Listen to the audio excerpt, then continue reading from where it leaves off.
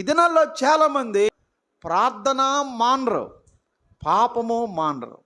నువ్వు ఆరాధనకు వస్తున్నావు, దేవుని వాక్యము నీతో మాట్లాడుతుందా? ఈ ప్రజలు నన్ను ఆరాధించడానికి వస్తున్నారు, కానీ వీరి పెదవులతోనే నన్ను ఆరాధిస్తున్నారు, వీరి హృదయాలు నాకు దూరంగా ఉన్నాయి.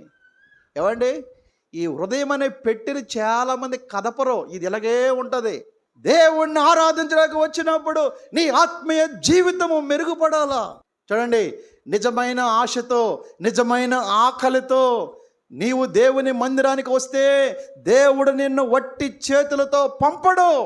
ఎంత వాక్యం విన్నా, ఎంత కాలం ప్రార్థనకు వచ్చినా దేవునితో సమాధానపడి దేవుని దగ్గర సరి చేసుకొని జీవితాన్ని దిద్దుకొని బాగుపడేటువంటి ఆరాధికులు కనబడడం లేదు.